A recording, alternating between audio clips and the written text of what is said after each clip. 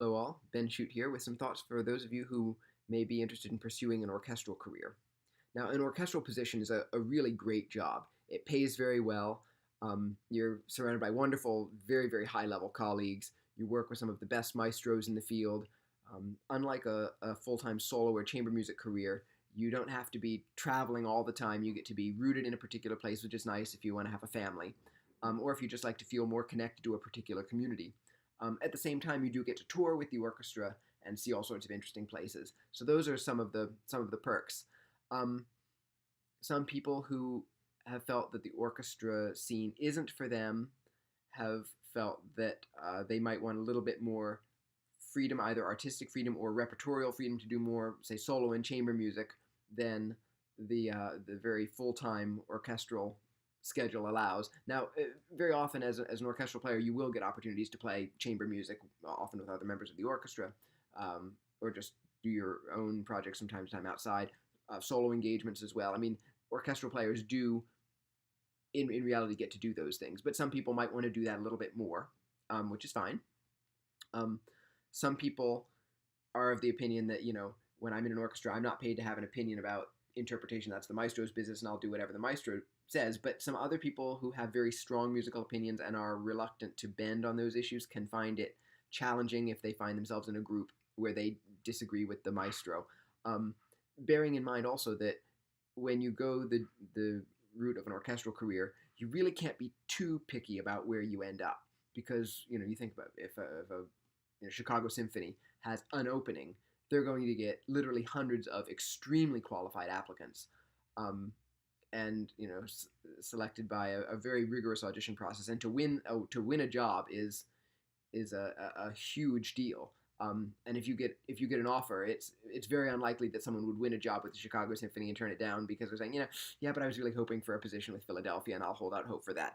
Usually, if you win a position, you take a position there, and then adapt to whatever the culture of the orchestra is.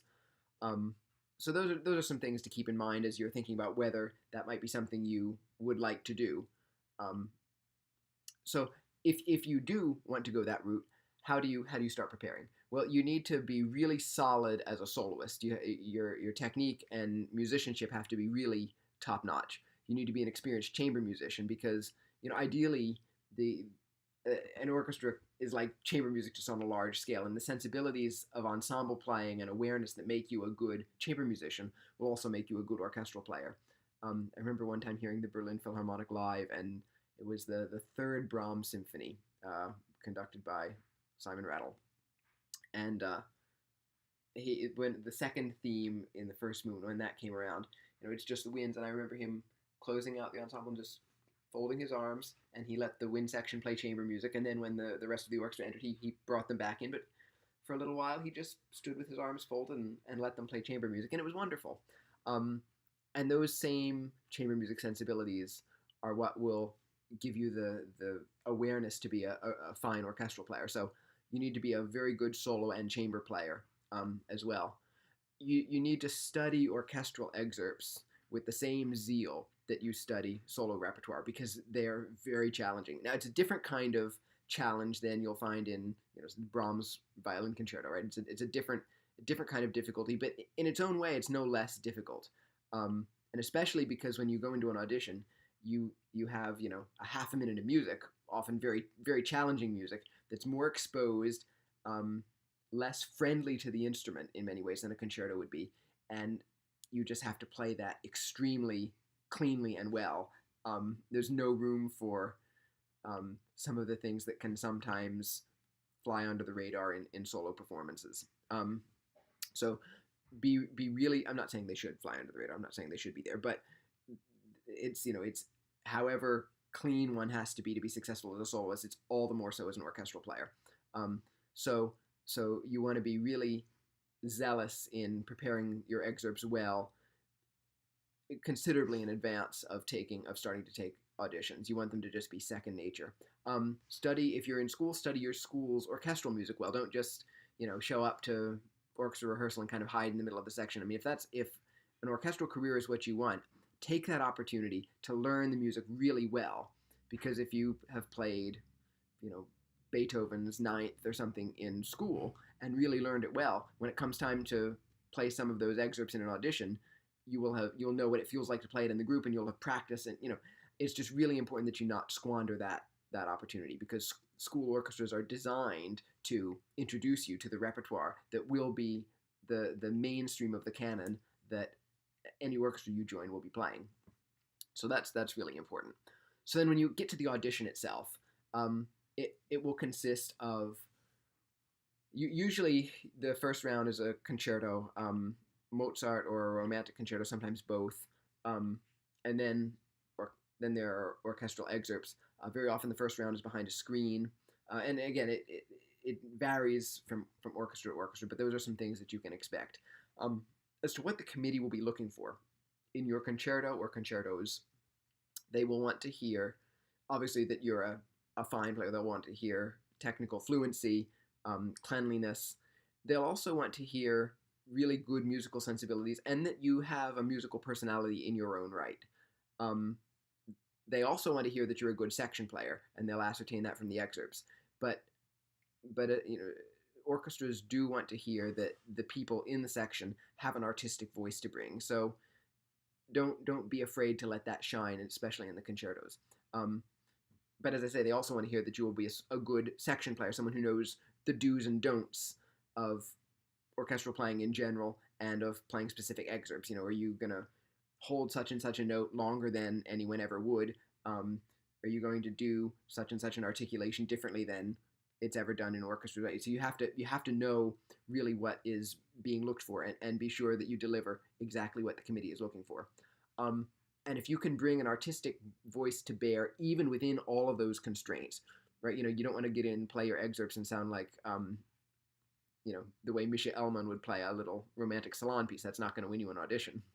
But if you can play the way you need to win the audition, and then still within those constraints let your artistic voice be brought to bear, that is a real plus, I think, for most orchestra committees. So I'd encourage you to think along those lines. I mentioned in another video I think it was Goethe who said that the master shows himself in chains, meaning that mastery, let's say in our case of an instrument, shows itself when you can bring your artistic voice to bear, even while you're really tailoring your approach to be what a audition panel is looking for. So do keep that in mind. As far as the just general things that a committee is going to be looking for beyond that, good sound, and clean sound, deep, rich sound, and even better if it's memorable, if it's something that they feel like it kind of sticks in their ear afterward. That can make you stand out among scores of really excellent candidates. Good intonation, of course, precise articulation, sense of style, right? Sometimes you'll be given excerpts that don't seem to be incredibly technically challenging, and sometimes it's to ascertain, what sort of stylistic awareness do you have? I mean, if you're given a Mozart Andante, let's say, are you going to play it, like a dirge, whereas actually it probably should have a little bit of forward motion to it?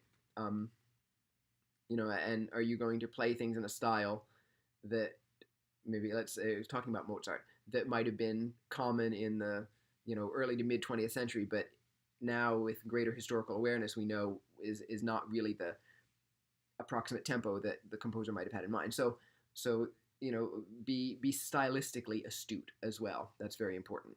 In preparing your music for the audition, okay, so those are things that the committee will be looking for. So now, how do you actually prepare for the audition? Know the music really well. You don't want to have any doubt in your mind as to what the notes are. You don't want to be reading your note. I mean, obviously you can read your notes from a stand in the audition, but you don't want there to be any point at which you think, my knowing what these notes are depends on seeing them right here. It should really at that point just be a mnemonic device, because you're going to be under a lot of pressure, and there are going to be a lot of other things going through your mind, and you want to think about your technique and musicianship and all those really fine points. You don't want notes to even enter into that. So know the music really, really well. Know the shapes and articulations and everything that you want to do, all the gestures really well. Again, don't leave it to spontaneity. I'm all in favor of spontaneity in performance, but an orchestral audition is not the place for that. I'm sure it won't serve you well. Record yourself. I hate recording myself. I just hate hearing recordings of myself. But if you record yourself and work toward playing everything cleanly with good sound, musicality, straight through on the first try, beginning to end, that can be a really valuable preparation tool. And then cringe and listen back to it and see where things didn't go well. But if you can train yourself to with proof on recording to play through everything to the point where you can get it front to back really clean on the first try, that's really a powerful preparation tool. Get outside ears, whether you have a teacher who is working with you on the excerpts at the time you're taking auditions, or someone who has been there and knows what the panel will be looking for. Parenthetically, at this point, I'll also say, if before you enlist in a music degree that you're wanting to go the orchestral route, it can be really advisable to look for a teacher who has done the same thing and who can prepare you for that, and who can, if they feel that you're ready to be doing auditions while in school, I think particularly maybe in graduate school, and they can coach you through that process, maybe of taking auditions and evaluating and getting you to the next one and evaluating. That can also be really helpful. I've given this analogy elsewhere, but you want to remember that when you have to spread your wings after you finish studying, you can't just you don't get a plane to take off by putting it at the end of the runway and then expecting it to go, right? You have to generate that momentum, and if you want an orchestral career, definitely be generating that momentum while you're in school. Also have plans for what happens if you don't win an orchestral job by the time you get out of school, because realistically, it often takes many auditions to even for phenomenal players to win a position. That is not unusual. So if you find yourself taking lots of auditions, get as much guidance as you can. If you can get feedback from a panel, sometimes they will do that. Don't awkwardly put it out there if that would be not something that would be welcome. But get feedback from whatever sources that you can. Keep working toward it. Talk to orchestral principals who are regularly on panels and see what sorts of things they're looking for. It's anything you can do is going to be really helpful in that regard. So keep trying, keep at it. Don't get disheartened if some don't work out. There's always it's an incredibly high level, and there's always some luck of the draw. What the panel is looking for, exactly what their sound conception is, who had a good day, whose E string squeaked, whatever. I mean, it can come down to some very fine points. So keep trying, and once if you win that position, congratulations, first of all. But remember, for the first year or so, you're on probation. So always, especially after going to all that trouble to win a job, make sure that you're really intentional on being prepared, being professional in your decorum and whatnot, because you're on probation. Now, after you get off probation, then please still be professional as well. Because I remember a comment that was made by a brass player friend of mine, and I'm sure there are applications to string players as well, that you win the brass job by playing Wagner, but you keep the brass job by playing Haydn symphonies. So that's just to say, even the simple things, be really well prepared to do the fine points really well, and enjoy being a contributor don't just think about getting by, right? Enjoy being a contributor to the richness and the culture of your orchestra, because an orchestra really thrives when everyone is dynamically involved, and then it can be a really thrilling thing to be part of.